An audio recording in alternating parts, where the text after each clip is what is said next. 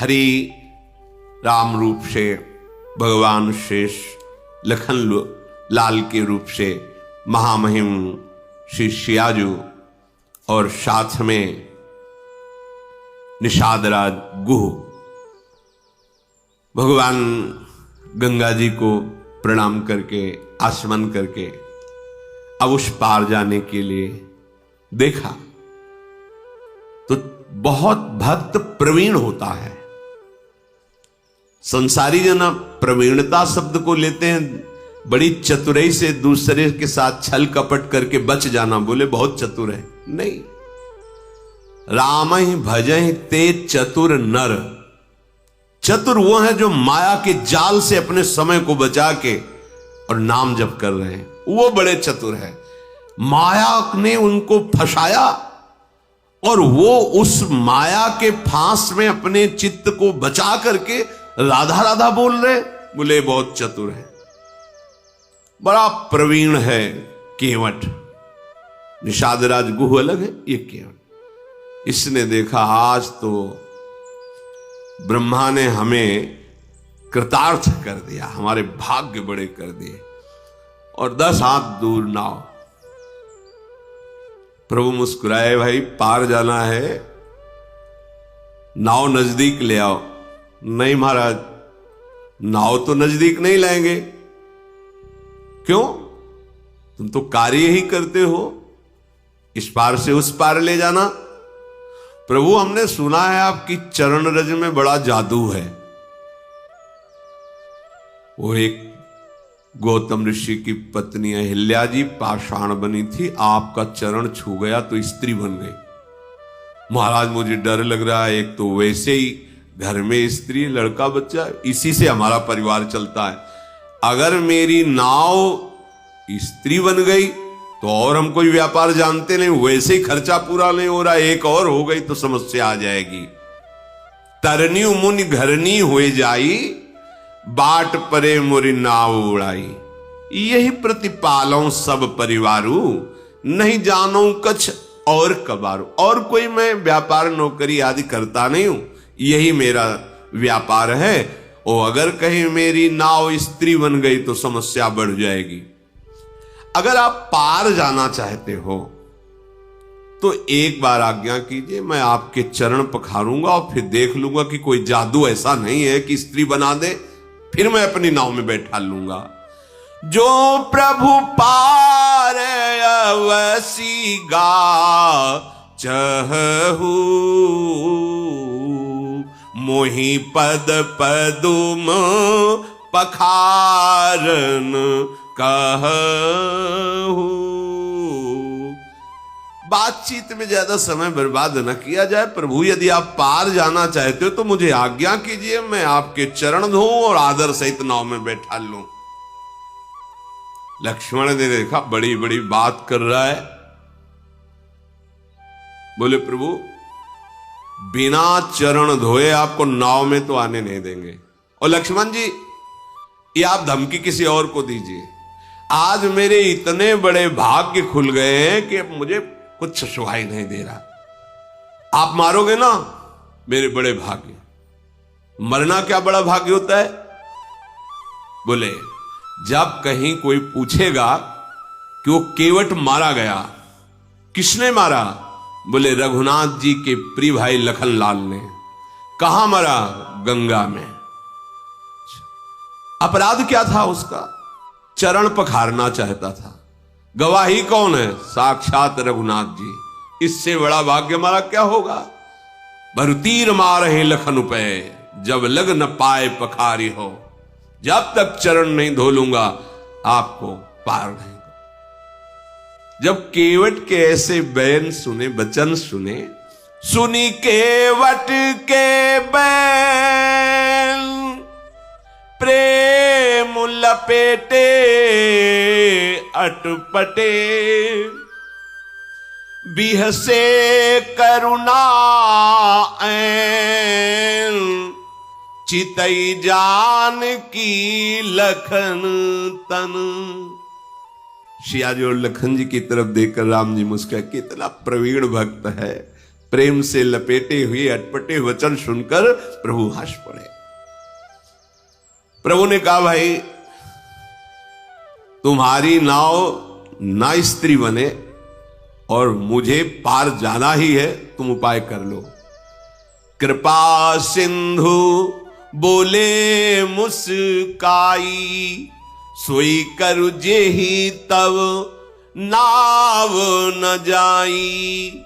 बेगियानु जल पाए पखारू, होत विलंब उतार ही पारू।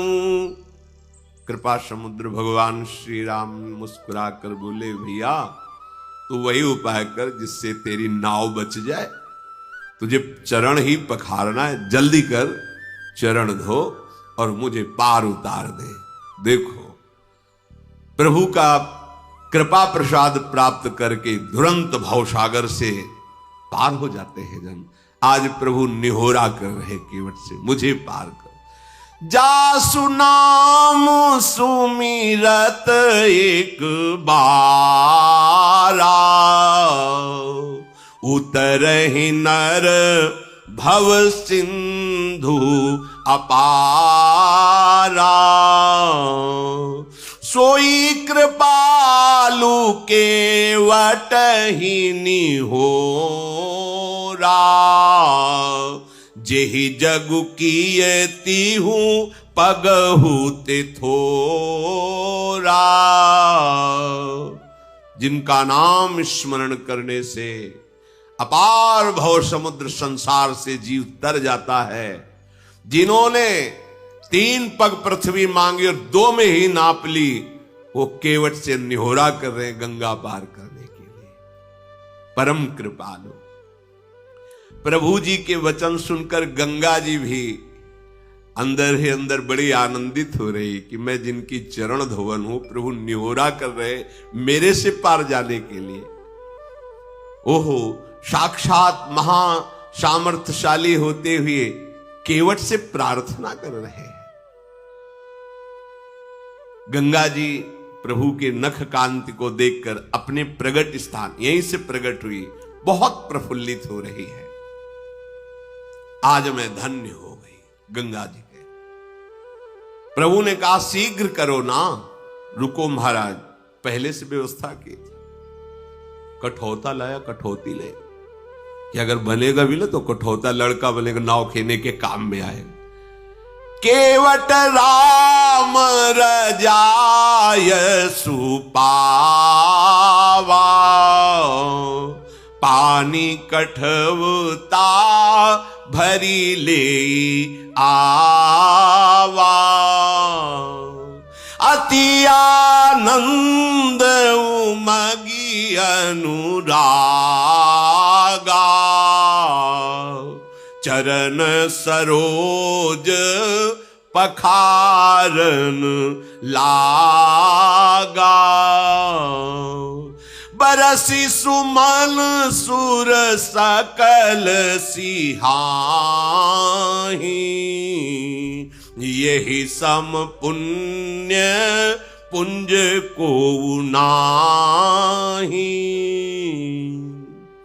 पद पखारी जलु पानु करी, आप सहित परिवार।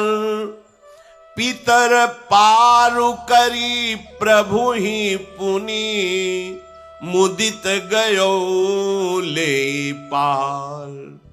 प्रभु की आज्ञा होते ही कठौते में सुंदर जल भर कर लाया और प्रभु ने चरण पधराए।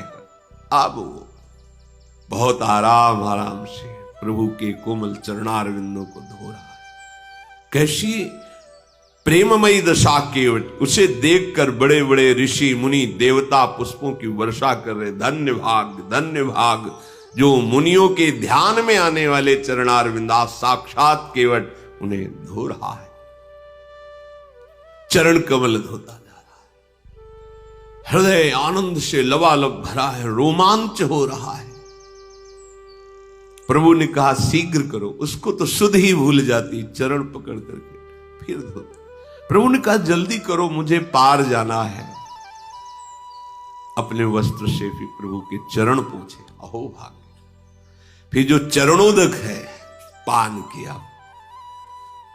चरणोदक प्रभु का पान करते ही जितने उसके पितर थे सब भगवत प्राप्त हो गए। पितर लोक में जितने पितर थे सब भगवत प्राप्त हो गए। जो उसका पूरा परिवार था उसका भगवत प्राप्ति निश्चित, जैसे पास बन गया हो। पद पखारी जलपान करी, तो आप उस सहित परिवार और पितर पारो। आप पूरा परिवार पितर सब भगवत धाम के वासी, सब परम पद के अधिकारी। इसीलिए ये नहीं सोचना चाहिए कि हमारे परिवार का क्या होगा। यदि आप भगवत भजन करते, धर्म से चलते हैं, तो पूरी जिम्मेवारी लोक परलोक की प्रभु स्वयं ले। योगक्षेमम वहाम में हम प्रणत कुटुंब पाल रघुराई। भगवान अपने भजन करने वाले के परिवार का भी महामंगल कर देते हैं, उसका भी पालन करते। देखो प्रभु के चरण धोए, चरणामृत पान किया, तो आप उस सहित परिवार पितर पार करी। प्रभु को बाद में पार कर रहा है गंगा जी से। पहले प्रभु ने उसका उद्धार, उसके परिवार का, परम पद का, और पितरों का जो वो सब भगवत प्राप्त, परम पद प्राप्त। प्रभु को गंगा पार के बार बार मुख माधुरी देखते हुए नौका चला रहा है। जब पार हुए तो लखन लाल जी, सियाजू, रामजू उतर करके गंगा जी की रेती में खड़े हुए। केवट की तो दशा इस समय, बार बार हाथ जोड़ता है, मुखार विद्य की तरफ देखता है, साष्टांग दंडवत होता है, फिर खड़ा होता, फिर देखता है, फिर साष्टांग दंडवत। भगवान को ऐसा लगा कि शायद कुछ उतराई नहीं दी है, इसलिए ज्यादा दंडवत हो रही क्या।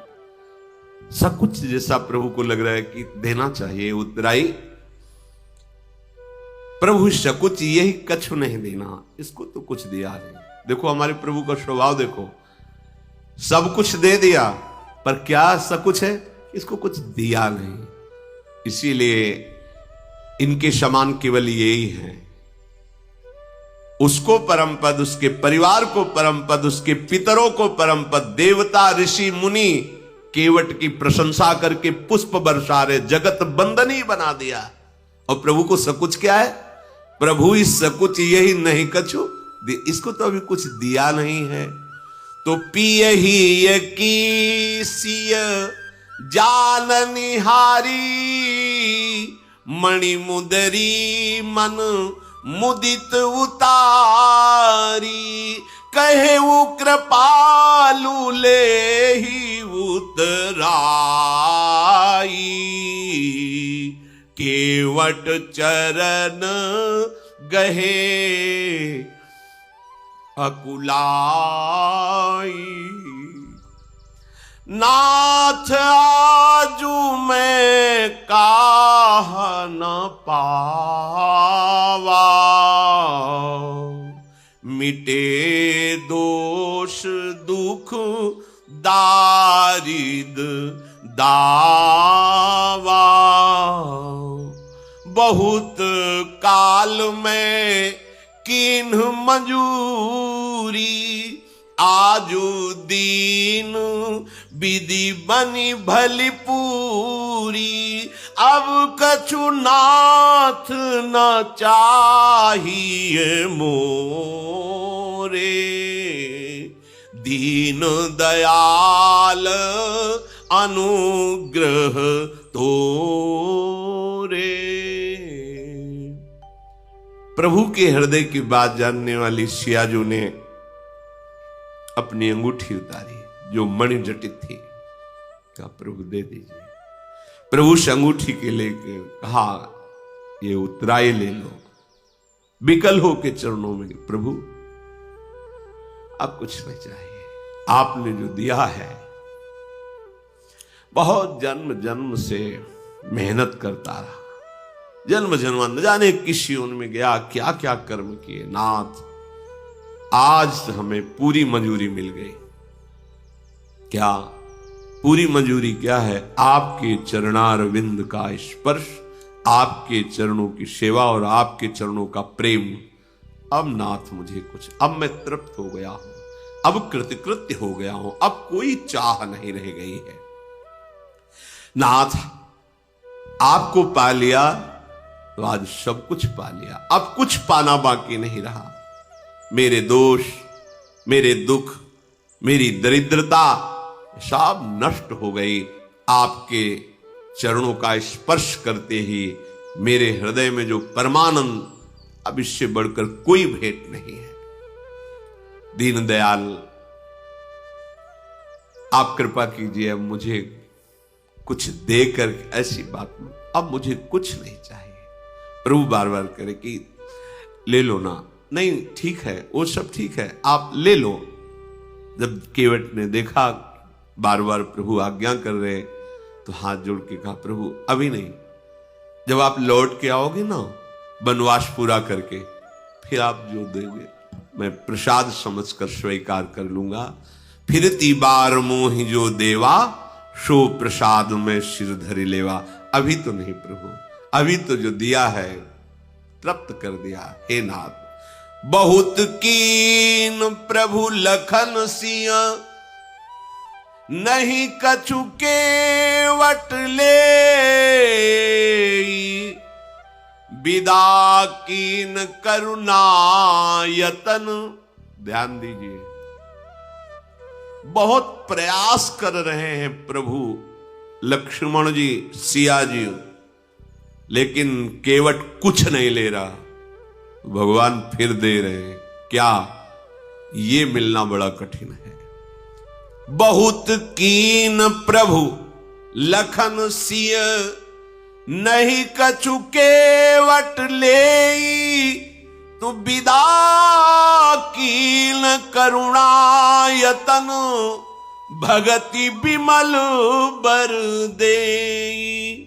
जाओ, तुम्हारे हृदय में प्रेम लक्षणा, अखंड भक्ति, अविरल भक्ति, ये दुर्लभ है, इससे बढ़कर कोई लाभ नहीं है। करुणा के धाम प्रभु अपने श्री चरणों का प्रेम प्रदान के, नहीं कछु केवट ले, तो फिर क्या दे? प्रेम। पाई रस भक्ति गूढ़, जुग जुग जग दुर्लभ भव इंद्रादि विधिम, आगम अरु निगम पुराण अगोचर। वो महाप्रेम। फिर रघुनाथ जी ने महादेव जी को शरणवा करके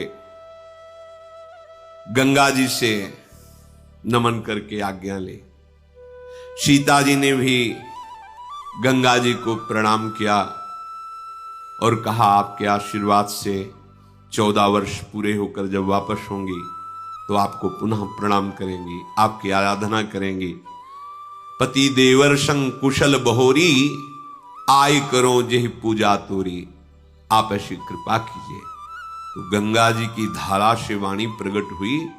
सुनी सीय विनय प्रेम रस सानी, भई तब विमल बारी बर बानी। सुनु रघुबीर प्रिया वैदेही, तब प्रभाव जग विदित न केहि।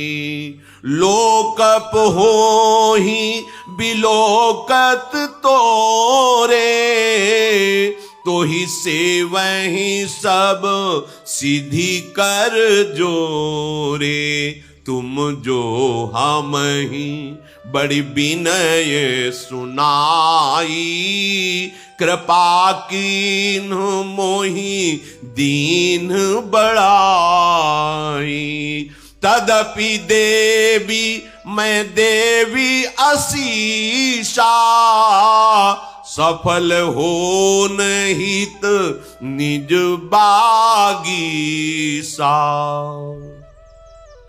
प्राणनाथ देवर सहित कुशल कोसला आई, पूजी सब मन कामना, सुजसु रही जग छाई। जब सियाजू ने गंगा जी से ऐसी प्रार्थना की तो गंगा की धारा से गंगा जी बोली, वाणी प्रकट हुई, हे श्री राम की प्रिया जानकी, तुम्हारा प्रभाव कौन है जो जानता ना हो। आपके एक इशारे को बड़े बड़े लोकपाल ताकते रहते हैं, समस्त सिद्धियां हाथ जोड़े आपकी सेवा के लिए खड़ी रहती हैं। फिर आपने मेरी विनय की, ये तो आप मुझ पर कृपा कर रही हैं, मुझे बड़ाई दे रही हैं। पर हे देवी, मैं आज अपनी वाणी को सफल करने के लिए आपको आशीर्वाद देती हूं। प्राणनाथ भगवान श्री राम, देवर श्री लखनलाल और आप सकुशल अयोध्यापुरी लौटेंगी, तुम्हारी संपूर्ण मनोकामनाएं पूर्ण होंगी और तुम्हारा सुंदर यश जगत भर में छा जाएगा। मंगल के मूल गंगा जी के वचन सुनकर के गंगा जी को अनुकूल देखकर सीता जी बहुत आनंदित हुई। प्रभु श्री रघुनाथ जी ने निषादराज गुह से कहा, भैया आपकी सेवा बहुत हुई, पिताजी ने हमें जो वनवास का आदेश किया है, आप साथ मत चलिए, आप वापस जाइए। निषादराज गुह का तो मुख सूख गया, हृदय में भारी जलन हुई, चरणों में गिर पड़ा और कहा, प्रभु मेरी विनय सुनिए, कुछ दिन आपके साथ रह लूं। आपको पता नहीं है कौन मार्ग कहां कैसे, मुझे पता है, मैं आपको मार्ग दिखाऊंगा, जहां आप रुकेंगे सुंदर पर्णकुटी की रचना करूंगा। और प्रभु कंदमूल फलों की मुझे पहचान है, मैं लाके आपकी सेवा में, प्रभु मैं अभी तो नहीं जा सकता, अगर अभी आप कहेंगे तो जीवित रहना असंभव है। प्रभु ने निषादराज गुह की ओर देखा कि प्रेम विकल है। प्रभु ने कहा तो ठीक है, चलो कुछ दिन हमारे साथ चलो। बड़ा प्रसन्न हुआ, एक क्षण भी भगवान का साथ मिल गया, धन्य अहोभाग्य हो गया। फिर सेवा, फिर कई दिन सानिध्य और फिर निरंतर सानिध्य। तो ये उपासना निरंतर सानिध्य प्रदान करती है। छिन छिन बिहरत संग, छिन छिन निरखत प्रेम भरी, छिन जस कहत अभंग, यह जो कृपा हरिवंश की। प्रियालाल प्रतिपल साथ रहते हैं, कभी बिछुड़ना नहीं, आनंद ही आनंद। ये सब बिछुड़ने वाला देश है, शरीर बिछुड़ेगा, प्रिय मित्र बिछुड़ेगा, सब सगे संबंधी बिछुड़े, आप अकेले होगे। अगर उपासना परिपक्व कर लो तो प्रियालाल के समीप अनंत काल तक के लिए, जहां प्रलय की पवन का भी प्रवेश नहीं, दिव्य चिदानंद वृंदावन। प्रभु श्री राम महादेव जी को नमस्कार करके निषादराज लखन जी और सियाजू के सहित आगे बढ़े। उस दिन सुंदर एक पेड़ के नीचे निवास हुआ। सखा गुह ने सुंदर विश्राम की व्यवस्था की, वही विश्राम की व्यवस्था, कुछ घास लगा के ऊपर कोमल पत्ते बिछाना। फिर प्रातःकालीन प्रभु ने दिनचर्या की, आगे बढ़े तो तीर्थराज प्रयाग के दर्शन हुए, दूर से दिखाई दिया। ये बड़ा महामहिम राजा है तीर्थराज प्रयाग। प्रयागराज का मंत्री है सत्य, प्रयागराज की प्यारी स्त्री है श्रद्धा, और बेणी माधव जी हितकारी मित्र हैं। धर्म अर्थ काम मोक्ष से प्रयागराज का भंडार भरा रहता है, जो चाहिए वो प्रदान करने में समर्थ है। धर्म अर्थ काम मोक्ष, और वो पुण्य प्रांत, वो सुंदर राजा का राज्य है प्रयागराज। संगम प्रयाग क्षेत्र ही दुर्गम मजबूत सुंदर किला है। वहां प्रवेश पाने वालों में पाप शत्रु प्रहार नहीं कर सकता। संपूर्ण तीर्थ प्रयाग राजा की सेना है, जो पाप की सेना कुचल डालने में समर्थ है। गंगा यमुना सरस्वती का संगम ये प्रयाग राजा का सिंहासन है। अक्षयवट सिंहासन के ऊपर लगा हुआ छत्र है। यमुना जी और गंगा जी की तरंगे मानो श्याम और श्वेत चंवर है, जिनको देखकर दुख दरिद्रता का नाश हो जाता है। प्रयागराज का सेवन करने से सारे मनोरथ पूर्ण होते हैं। वेद पुराण शास्त्र बंदीजन की तरह तीर्थराज प्रयाग का यश गाते रहते हैं। प्रभु श्री राम ने दर्शन करा, देखो लक्ष्मण सिया, ये तीर्थराज प्रयाग है। श्रीमुख से सियाजू लक्ष्मण जू सखागुह को तीर्थराज प्रयाग के विषय में प्रभु बता रहे हैं। फिर त्रिवेणी जी में आकर के दर्शन किया। समस्त मंगलों को प्रदान करने वाली त्रिवेणी जी हैं। फिर स्नान किया, भगवान महादेव जी की पूजा की। स्नान पूजा आदि से निवृत्त होकर के समीप में ही भरद्वाज ऋषि का आश्रम है। प्रभु वहां गए। मुनि को जे भी शिष्यों से पता चला प्रभु श्री राम पधार रहे, आश्रम से बाहर निकले, देखा राम सिया लखन पधार रहे। प्रभु उनको प्रणाम कर रहे हैं, वो प्रभु को प्रणाम कर रहे हैं। मुनि ने प्रभु को फिर उठाकर हृदय से लगाया। आज ऐसा अनुभव हो रहा है कि अभी तक तो ब्रह्मानंद मिलता रहा, लेकिन आज ब्रह्मानंद की राशि मिल गई। ब्रह्मानंद की राशि मिल गई। ब्रह्मानंद की राशि जैसे एक कण और समूह, ब्रह्मानंद का समूह मूर्तिमान प्रभु का दर्शन है। फिर प्रभु प्रणाम कर रहे हैं। आशीर्वाद देने का सबको अधिकार है।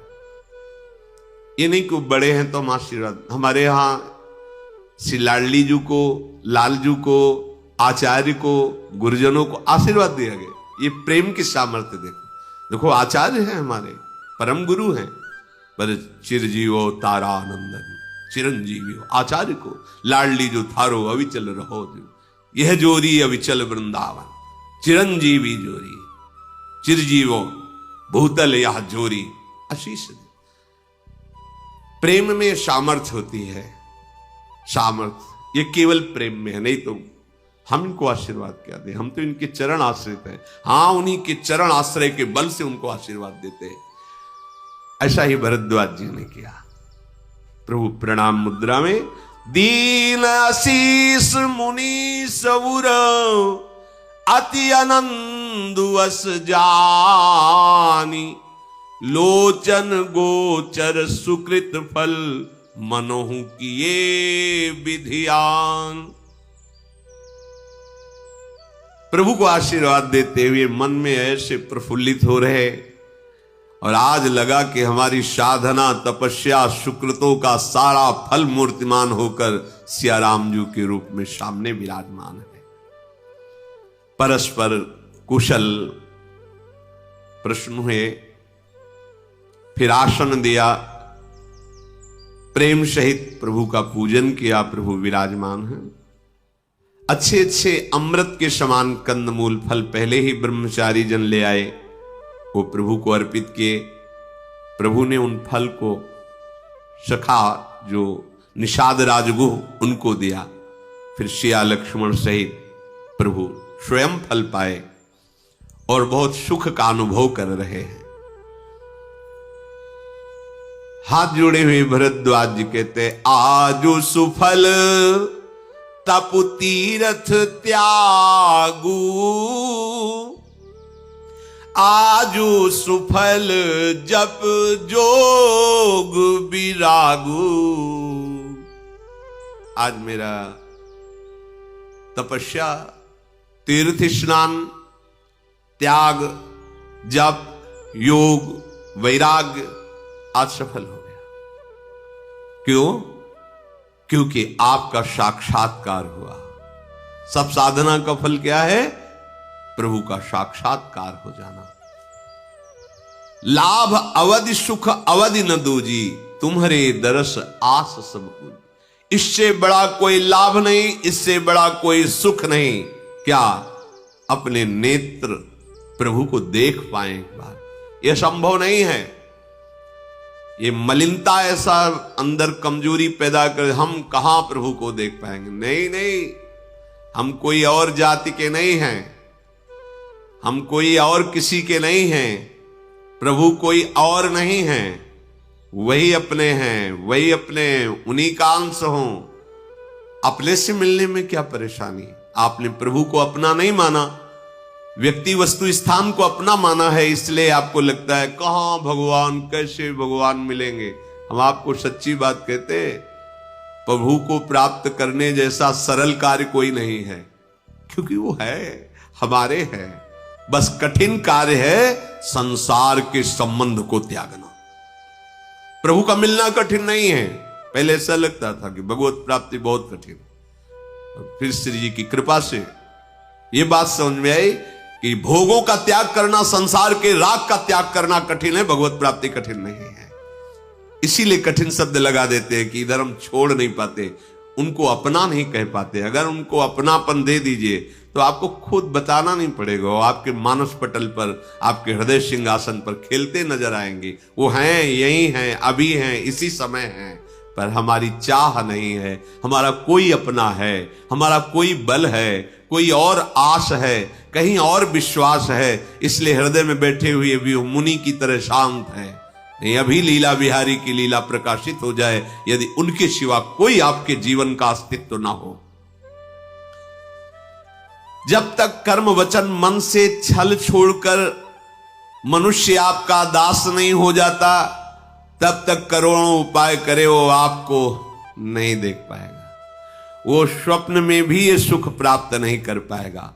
कर्म वचन मन छाड़ी छलू, जब लगी जनू न तुम्हार, तब लगी सुख सपन्यों नहीं, किए कोटि उपचार। करोड़ों उपाय कर लो, यदि भजन नहीं करते, धर्म से नहीं चलते, भगवान का आश्रय नहीं लिए, तो सुखी नहीं हो सकते। देख लेना, जब मन वचन कर्म से एकमात्र प्रभु को अपना स्वामी मान लिया जाता है, अपना जीवन जीवन नाथ के हाथ समर्पित कर दिया जाता है, इतना काफी भगवत प्राप्ति के लिए। पर इतना ही नहीं कर पाते। मन किसी को दिए हैं, वचन किसी को दिए हैं, तन अहंकार ऐसा जाल बुने हुए हैं अहमता ममता का कि वो लगता है भगवान कोई दूसरे हैं। भगवान कृपा करे तो हम जो जो अपना माने हैं वो सब सजा रहे और सुख मिलता रहे। भ्रम बड़ा विचित्र बैठ गया, जो अपने वो पराये लग रहे हैं, जो है ही नहीं वो अपने लग रहे हैं ही नहीं। तुम्हें लग रहा होगा, तुम अपनी पत्नी को जानते हो कौन है, या तुम अपने पति को जानते हो, अपने पुत्र को जानते हो कौन है?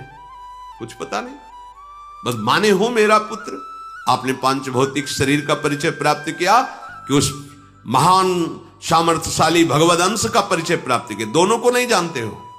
अगर जानते होते तो भ्रम नष्ट हो जाता। बे अनजाने में अपना माने हुए हो, और जानो या ना जानो, मानो या ना मानो, प्रभु तो तुम्हारे थे, हैं, रहेंगे। बस ये बात समझ में आ जाए तो निहाल हो जाओ, क्योंकि वही सबके हृदय में बैठे तुम्हें प्यार कर रहे हैं, पत्नी के रूप में, पति के रूप में, पुत्र के रूप में। जब उनसे तुम विमुख होकर व्यवहार करते हो तो वही तुम्हें जलाते हैं। तुम्हारे विपरीत आचरणों का फल तुम्हें क्लेश देता है, अशांति देता है। सन्मुख हो जाओ प्रभु के, तो यही परिवार भगवत प्राप्ति का सहायक साधन बन जाएगा। भरद्वाज मुनि के वचन सुनकर भगवान सकुचा रहे हैं। मुनि प्रशंसा कर रहे, भगवान सकुचा रहे। भाव, जब कोई तुम्हारी प्रशंसा करने लगे तो कोशिश करो कि तुम्हारे कान में वो शब्द ना पड़े। अंगुली लगा लो या बहुत अंदर से जलन महसूस करो, ऐसा करो। पर बहुत अच्छा लगता है जब कोई प्रशंसा करता, क्योंकि अहंकार को उस समय आहार मिल रहा है। वो पुष्ट होगा, फिर रौंदेगा, तुम्हें परास्त करेगा, क्योंकि उसके पार्षद हैं काम क्रोध लोभ मोह। मत्सर, ये सब अहंकार गलित तो इनका प्रभाव नहीं पड़ेगा। देहाभिमान रूपी गुफा में ही ये शत्रु छुपे रहते हैं। जब कोई अपनी बड़ाई करे, प्रभु हर लीला में स्वयं आचरण करके मर्यादा पुरुषोत्तम भगवान श्री राम की एक एक चेष्टा उपदेश है। जब अपनी बड़ाई हो तो सकुच जाना चाहिए, हृदय में थोड़ा जलन होनी चाहिए। अगर कहीं गुरुजन बड़ाई करने लगे तो निश्चित समझना चाहिए कि कोई अपराध बन गया क्या। आज मेरे गुरुजन मेरी बड़ाई मेरे सामने कर रहे, इसका मतलब कोई अपराध बन गया। शायद हमसे कोई भयानक गलती बन गई, उसका दंड मुझे दिया जा रहा है, ये भाव होना चाहिए। और जब कभी वो तुम्हें कटुवचन बोलने लगे, तुम्हारा तिरस्कार करने लगे, तो अंदर से नाचना चाहिए, अब कृपा हुई है। अब ये अनंत जन्मों से जो बांधने वाला अहंकार था, अब इसका नाश प्रारंभ हो गया। अब तो जीवन मुक्त होना ही है। जब गुरुदेव की ऐसी नजर है तो मुझे कौन बांध सकता है। लेकिन अगर वहां सम्मान और बड़ाई मिलने लगे तो सावधान हो जाना चाहिए कि कोई अपराध बन गया, कोई है अहंकार की ऐसी वृत्ति जिसको गुरुदेव देख रहे हैं, और हृदय में जलना चाहिए। प्रभु सकुचार है। और भरद्वाज मुनि का यश गा रहे हैं, महाराज ये तो सब आप में विद्यमान है, इसलिए आप ऐसा कह रहे हैं। मुनीश्वर, ये जो आप आदर दे रहे हैं, बड़ाई कर रहे हैं, ये मेरी नहीं कर रहे, ये आपकी महिमा है। सच्ची बात है। जब कोई साष्टांग प्रणाम करता है तो उसमें जिसको प्रणाम किया जाता है उसके गुण की बात नहीं होती, उसमें उसकी महिमा होती है। वो इतना श्रद्धावान, इतना दैन्य है कि अपने शरीर को साष्टांग लिटाए हुए, ये वो वंदनीय है, ये वो प्रशंसनीय है। लेकिन अगर अहम हो तो उल्टा दिखाई देता है कि मेरे में कोई गुण है इसलिए साष्टांग नहीं, उसमें वो सद्गुण विराजमान है, दैन्यता और नमन, इसलिए वो वंदनीय है, वो प्रशंसनीय है। प्रभु ठीक ऐसा ही कह रहे हैं भरद्वाज जी से, आपने जो वचन, आपने जो आदर सत्कार, ये आपकी महिमा है, ये आपका ऐसा महान हृदय है। प्रभु भरद्वाज जी प्रभु के प्रति नमन करते हैं। प्रभु भरद्वाज के मुनि रघुबीर परस्पर नवहि, बचन अगोचर सुख अनुभवहि। अब ये सूचना फैल गई कि प्रभु श्री राम श्रिया लक्ष्मण पधारे हुए हैं। सब बड़े बड़े ब्रह्मचारी, तपस्वी, मुनि, सिद्ध, उदासीन, सब संत महात्मा दौड़ दौड़ करके भरद्वाज ऋषि के आश्रम में आते हैं। प्रभु सबको खड़े होकर के प्रणाम करते हैं, कुशल प्रश्न करते हैं, और प्रभु कहते हैं कि हमें बड़ा सुख मिला, विराजिए। सब प्रभु के दर्शन करके निहाल हो रहे, सब प्रभु को आशीर्वाद दे रहे। प्रभु के सौंदर्य को देख देख कर ऋषि मुनि अपना साधन सफल मान रहे, और यही साधन की सफलता है। प्रभु भर नेत्र देखने को मिल जाए, जीते जी एक बार उनको देख ले, ऐसी चाह पैदा करो आप। प्रभु दूर नहीं है, चाह की जरूरत है। प्रभु ने वहीं रात में निवास किया। प्रातःकाल पुनः प्रयागराज में स्नान किया, फिर प्रसन्नता के साथ भरद्वाज मुनि को सिर नवाकर सियाजू, लखनजू और सेवक गुह के साथ चले। चलते समय प्रभु बड़े प्रेम से भरद्वाज मुनि से कहा, नाथ किस मार्ग से जाए? मुनि ने हंसकर कहा कि आप जिस मार्ग में चरण रखेंगे वही सुमार्ग हो जाएगा। प्रभु आपके लिए क्या मार्ग बताए। फिर भी शिष्यों को बुलाया, प्रभु के साथ जाना है। सुनते ही 50 शिष्य आ गए, हाथ जोड़कर खड़े हुए, जिनका अपार प्रेम भगवान श्री राम के दर्शन से ही प्रकट हुआ है। मुनि ने उनमें से चुनकर 4 ब्रह्मचारियों को साथ दिया, जिन्होंने बहुत जन्म भजन किया। उनको सौभाग्य मिला, वो गुरुदेव को प्रणाम करके रघुनाथ जी के साथ आगे आगे चल रहे हैं, रास्ता बताते हुए। प्रभु जब गांव में तो जाते नहीं, लेकिन कोई कोई मार्ग गांव के किनारे से है। जब गांव के किनारे से निकलते हैं तो जो देखता है दौड़ दौड़ करके आता है। कोई कोई तो नगर में पूरे की सिया राम लखन पधार रहे हैं, पूरा नगर का नगर बाहर आ जाता है और प्रभु के दर्शन करता है। सबके आंखों में आंसू होते हैं। काफी दूर जाने के बाद भगवान श्री राम ने हाथ जोड़कर ब्रह्मचारियों से कहा, अब आप वापस लौट जाओ। पर मानो नेत्रों से कुछ चाह रहे हैं। प्रभु ने देखा तो प्रभु ने उन्हें अपनी अनन्य भक्ति प्रदान की। फिर वो वापस हुए, यमुना जी के उस पार उतरे और उतर करके यमुना जल में स्नान किया जो प्रभु श्री राम के शरीर के रंग वाली है, परेश वर्ण रूपिणी, श्याम रंग वाली। वहां जो ही सुना कि निषाद राज के साथ कोई बहुत सुंदर दो राजकुमार और एक युवती सियाजू पधारी हैं, लोग अपना काम काज छोड़कर जो जैसे दौड़ दौड़ करके आते हैं और दर्शन कर रहे हैं। परिचय जानने की मन में बड़ी लालसा है, पर प्रभु से बात करने की हिम्मत किसी को नहीं पड़ रही। जो वयोवृद्ध जन हैं वो बताने लगते हैं कि हमें पता है ये चक्रवर्ती सम्राट महाराज दशरथ के पुत्र श्री राम, ये लक्ष्मण और ये उनकी प्रिया हैं। कैकेयी माता और महाराज दशरथ जी ने इन्हें वनवास दे दिया है। ये सुनकर के सब घबरा जाते हैं कि कैसे हृदय के माता पिता हैं जो ऐसे सुंदर सुकुमार पुत्रों को वनवास दे दिया। ये गोस्वामी जी चर्चा कृपा करके जो चरित्र लिख रहे, उस समय वो भाव देश में वही, क्योंकि प्रयागराज के पास से राजापुर है, वहीं गोस्वामी जी का प्रादुर्भाव हुआ। तो भाव देश में परम बैरागी के रूप में वो भी प्रगट में सिया राम जी से मिल रहे हैं। इसलिए उन्होंने संकेत में लिखा, तेहि अवसर एक तापसु आवा, तेज पुंज लघु बयस सुहावा, कवि अलखित गति बेसु विरागी, मन क्रम बचन राम अनुरागी। उसी समय एक तपस्वी वैरागी आया, छोटी अवस्था है, तेज प्रकाशित हो रहा है, कवि उसकी गति को नहीं जानते हैं, अर्थात वो अपना परिचय नहीं देना चाहते हैं। वो वैरागी वेश में मन वचन कर्म से राम जी का दास है। भाव देश में गोस्वामी जी मिल रहे हैं।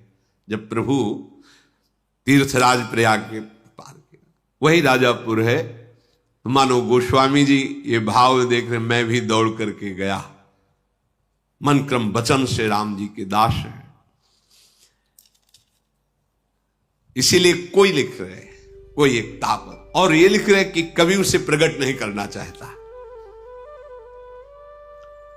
अपने इष्ट देव को पहचान कर नेत्रों से जल की धारा बह रही, शरीर पुलकित हो रहा, दंड की भांति पृथ्वी पर वो वैरागी गिर कर, उसकी प्रेम दशा का कैसे वर्णन हो। प्रभु ने प्रेम पुलकित उस वैरागी को उठाकर अपने हृदय से लगाया। उस वैरागी को ऐसा अनुभव हो रहा मानो महादरिद्री को महान धन मिल गया हो। सब कोई देख रहे हैं, उस वैरागी की प्रशंसा कर रहे हैं, प्रभु ने हृदय से लगाया। ऐसा लग रहा है कि प्रेम प्रभु श्री राम और परमार्थ वो वैरागी दोनों गले मिल रहे हो, प्रेम और परमार्थ तत्व स्वरूप से मिल रहे हैं। फिर वो वैरागी लक्ष्मण जी के चरणों में प्रणाम किया। लक्ष्मण जी ने उमक कर उस वैरागी को हृदय से लगाया। फिर सियाजू की चरण धूल लेकर अपने माथे पे धारण की और माता सियाजू ने अपना बच्चा जान करके दुलार किया। गोस्वामी जी भाव में। फिर निषाद राज ने उस वैरागी को नमन किया। उस वैरागी ने देखा कि अहोभाग्य निषाद राज के हमारे प्रभु से प्रेम करते हैं। आनंदित होकर हृदय से हृदय मिलाकर निषाद राज से मिला। वो वैरागी अपने नेत्रों से अपने आराध्य देव की सौंदर्य सुधा का पान करके महाआनंदित हुआ, जैसे जन्म जन्म के भूखे को कोई सुंदर स्वादिष्ट भरपेट भोजन मिल जाए। फिर चेतना जागृत हुई गोस्वामी। फिर लिखा, जब गांव की स्त्रियां देख रही है प्रभु को तो कहती हैं कि ऐसे सुकुमार को वन भेजा जाता है, कैसे इनके माता पिता हैं, सब व्याकुल हो जाती है। प्रभु ने निषाद राजगोषे का बस, अब इतना हो गया, अब आप वापस जाइए। अब तो कुछ कहने की बात ही नहीं रह गई थी, क्योंकि कहा था कि 2-4 दिन साथ। अब वापस बार बार प्रभु को, अब वो तो वही जानते जिनके हृदय में प्रेम होता है, कैसे निहार रहे। प्रभु ने अपने चरणों की अविरल भक्ति देकर उन्हें विदा किया। फिर सियाजू, रामजू, लखनजू यमुना जी को प्रणाम करके सूर्य कन्या यमुना जी की बड़ाई करते हुए आगे बढ़े। आगे कुछ यात्री मिलते हैं, उन्होंने देखा तो कहा, राजकुमारों, तुम्हारे तो चिन्ह बता रहे कि तुम्हें चक्रवर्ती सम्राट होना चाहिए, ऐसे चिन्ह और ऐसी दशा, मार्ग चलो पयादे ही पाए, बिना पादुका के आप चल रहे हैं। और हम ज्योतिष के बहुत बड़े ज्ञाता हैं, हमें पता है। तो आज मुझे लगता है कि ज्योतिष शास्त्र झूठा हो गया क्या, क्योंकि आपके चिन्ह चक्रवर्ती सम्राट के हैं और आप नंगे पैर ऐसे कटीले कंकड़ीले भयावह वन में तपस्वी वेश में। इसमें विधाता का ही कोई रहस्य है। पर आपसे भी ज्यादा इस सुकुमारी को देख करके मुझे दुख हो रहा है कि ऐसे वनवास में हाथियों की दहाड़, सिंहों की दहाड़ भय उत्पन्न करती है। यदि आपकी आज्ञा हो तो जहां आपको जाना है वहां तक हम सुरक्षित पहुंचा दें। प्रभु ने कहा, नहीं नहीं, हम चले जाएंगे, आप लोग अपनी यात्रा कीजिए।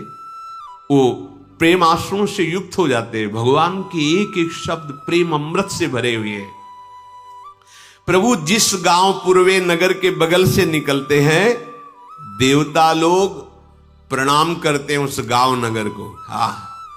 आज ये धन्य हो गए नगरवासी जो मुनियों के ध्यान के विषय उन प्रभु का साक्षात दर्शन करते हैं। किस शुभ घड़ी में इस नगर की रचना हुई होगी जहां से भगवान नजदीक से निकल रहे हैं। जहां जहां राम चरण चली जाही, तिनु समान अमरावती नाही।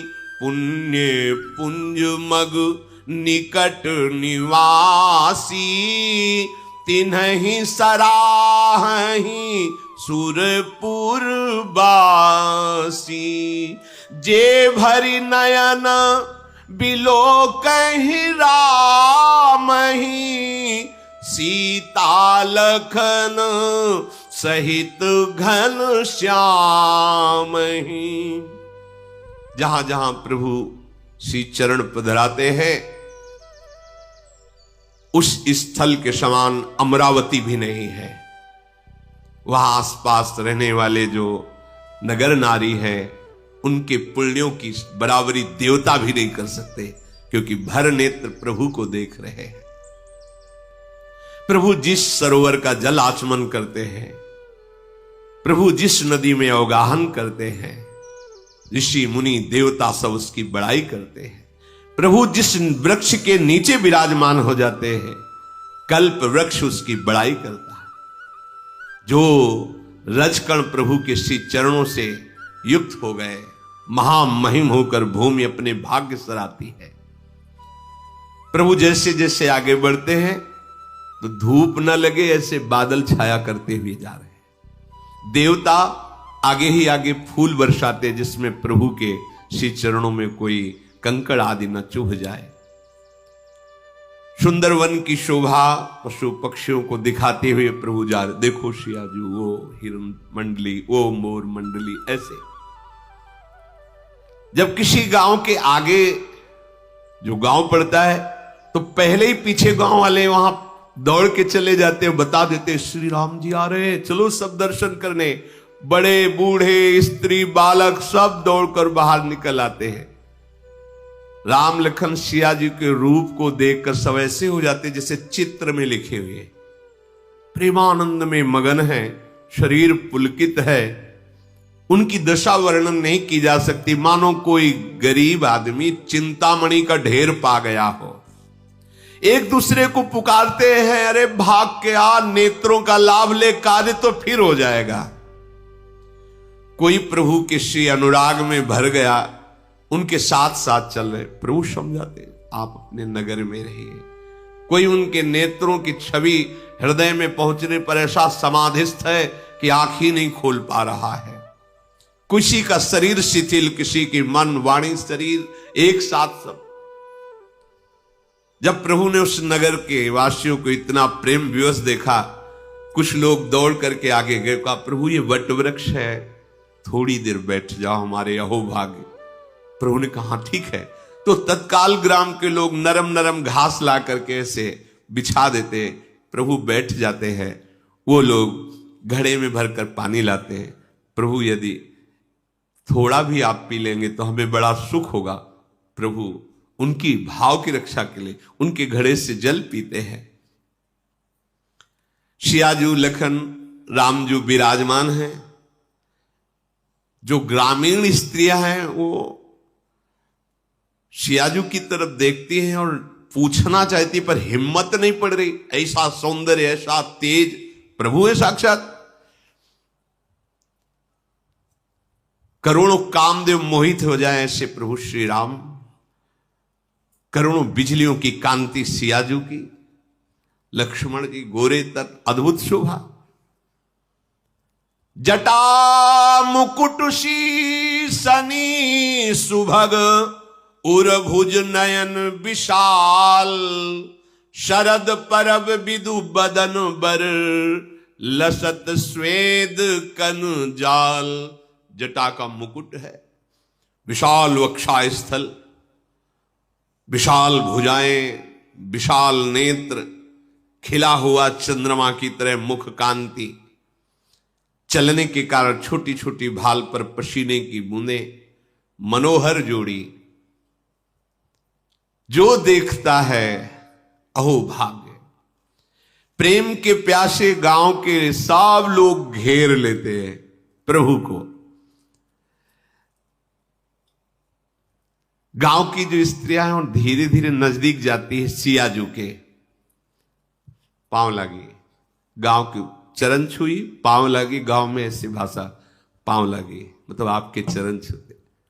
सियाजी सकुचा जाती है, वो सब जाके पांव लगी सियाजू से कहती है। हम कुछ कहना चाहती पर डर लगता है, पूछे आपसे? सियाजू ने कहा हाँ पूछो। ये दोनों राजकुमार कौन है आपके? आप इनकी कौन है? ये कौन है? अब सियाजू कैसे उत्तर दे? ये दोनों राजकुमार इतने सुंदर हैं कि आज तक हमने सुंदरता ही नहीं देखी ऐसी। एक श्याम, एक गौरवन, किशोर अवस्था, इनके शरद कमल के समान खिले हुए नेत्र। बता सकते हो कि आपके कौन है? कोटि मनोज लजावनिहारे, सुमुखी कहू को आही तुम्हारे। यदि पूछने में मुझे डर लगता है पर मन में बड़ी उत्सुकता है, पूछे बिना रहा नहीं जा सकता। आप बताइए कि ये जो करोड़ों कामदेव की सौंदर्यता का मर्दन करने, ये आपके कौन लगते हैं? ये कौन है? सियाजू मुस्कुराई और परिचय बता रहे। ये जो गौरवर्ण वाले हैं ना, फिर रुक जाती है। ये जो गौरवर्ण वाले हैं ये हमारे देवर हैं, और वो जो उनके पास बैठे हैं ना, बहुरी बदन विधु अंचल ढाकी, पियतन चितई भौं करी बाकी। खंजन मंजू तीरी थे नए ननी, निज पति कहे वो तिन्हि सिय शयननी। ये गौर वर्ण वाले किशोर मेरे देवर हैं और तिरछी चितवन से मंद मुस्कान, वो जो सावरे है ना, आगे की बात कही नहीं, नेत्र से बताया कि जो सावरे है ना मेरे पति हैं। ये बात सुनते ही गांव की जो स्त्रियां बार बार चरणों में पड़ रही, फूली नहीं समा रही, कह रही हाँ तुम्हारे पति कितने सुंदर हैं। गांव की सब सिया जी को बहुत अच्छा लग रहा है, भोला भाला स्वरूप गांव का, और गांव के लोग बातें, और गांव की जो स्त्रियां बातें कर रही, वो कहती है वैसे तो हमारी सामर्थ्य नहीं कि हम आपको आशीर्वाद दे सकें, पर अगर कुछ भी सुकृत हैं हमारे तो हे विधाता, जब तक भगवान शेष के फण पर ये भूमि रहे तब तक सियाजू तुम्हारा सुहाग अमर रहे, ऐसा अचल रहे, तुम सदा सौभाग्यवती हो। गांव की स्त्रियां ऐसे, यद्यपि हम आशीर्वाद देने लायक नहीं हैं, पर अगर हमारे सुकृत हैं तो उनका फल ये हो कि जब तक भगवान शेष के फण पर भूमि विराजमान, सियाजू आपका सुहाग अखंड रहे। भगवान शिव पार्वती की जैसी जोड़ी आपकी सदैव अविचल रहे। आपसे प्रार्थना है कि जब आप इस रास्ते से लौटे एक बार हमें नेत्रों का और लाभ दें। हम सब आपकी दासी हैं, इंतजार करेंगे आपका। गांव की ऐसे सियाजी से बात कर रहे हैं। भगवान श्री राम ने इशारा किया, लखनलाल और सियाजू चल पड़े। गांव के लोग पीछे लग जाते, जिस गांव से निकलते प्रभु फिर उनको सम्मान कर प्रेम बाणी से वापस करते हैं। सबका आनंद से लुट जाता है, जैसे सांप की मणि चली जाए तो फड़फड़ाने लगता है। फिर धैर्य धारण करते हैं, अच्छा प्रभु लौटेंगे तब दर्शन हो जाएंगे। लक्ष्मण जी, जानकी जी, रघुनाथ जी आगे बढ़े, समस्त स्त्री पुरुष वापस लौट आए। आपस में बैठकर गांव के लोग चर्चा करते हैं, यदि विधाता ने इन्हें वनवास दिया है तो सृष्टि में सारे सुख जो रचे हैं आग लगे सुखों में, अरे इनको मिलना चाहिए, इनको वनवास। अगर ये नंगे पैर ये बिचरहि मग बिनु पद त्राना, तो रचे बाद विधि वाहन नाना। ब्रह्मा ने एक से एक वाहनों की रचना की, ये नंगे पैर वन में घूमते तो धिक्कार है उन वाहनों को, उन सुखों को। जब ये कुश की साथरी पर भूमि पर सोते हैं तो क्यों रचना की विधाता ने सुंदर सैयाओं की। इनको जब पेड़ के नीचे निवास करना लिखा है तो महल किन के लिए बनाए गए हैं। ये सुंदर अत्यंत सुकुमार मुनियों के वस्त्र वल्कल धारण किए तो विधाता ने भांति भांति के वस्त्र गहने क्यों रचना रची। ऐसे गांव के लोग वार्ता करते हैं, आहा इनको कंदमूल फल खाना लिखा है, तो 56 प्रकार के भोगों की रचना विधाता किन के लिए किया। हमारे कानों, नेत्रों और मन के द्वारा अनुभव आने वाली विधाता की करनी सब उल्टा नजर आ रही है। इन्हें देख करके हमें लगता है विधाता आश्चर्यचकित हो गया कि हमारी रचना में तो कोई ऐसा है नहीं, इसीलिए इनको वन में छुपा दिया है। गांव के लोग सरल भाषा में आपस में बातचीत कर रहे हैं। प्रभु श्री राम के चरण जहां पढ़ते हैं, जानकी जी बहुत ध्यान रखती है कि प्रभु के चरण चिन्हों के ऊपर चरण न पड़े, और जहां सियाराम के चरण चिन्ह पड़ रहे हैं उनको दाहिने करके लक्ष्मण जी चल रहे हैं कि उनके चरण चिन्हों पर चरण न पड़े। बड़ा प्रेममय भाव। श्री राम लखन सियाजू प्रेम में डूबे हुए, क्योंकि ऋषि महात्माओं के सबके दर्शन होते चले जा रहे हैं। पथिक रूप प्रभु के सामने चाहे पशु हो चाहे पक्षी हो, सबका चित्त चुरा रहे हैं। कोई ऐसा नहीं हुआ जिसने प्रभु को देखा और पुनः उसका जन्म हो। जन्म मृत्यु संसार से भटकने वाले भवसागर में अब उनको नहीं डूबना पड़ेगा जिन्होंने एक बार प्रभु को देखा। अजहू जासुर सपने हूं काऊ, बसहु लखनु सिय रामो बटाऊ, राम धाम पथ पाई सोई, जो पथ पाऊं कबहू मुनि कोई।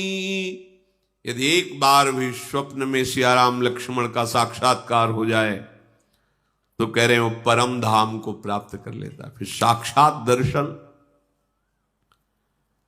प्रभु ने देखा कि सियाजू के भाल पर श्रम बिंदु हैं, थक गई हैं, तो एक बहुत बड़ा वृक्ष देखा, समीप में सुंदर सरोवर जो शीतल और मृदु जल। प्रभु रात्रि है इस वृक्ष के नीचे विश्राम कर रहे हैं। फिर शिष्य आगे। श्री राधा वल्लभ लाल की।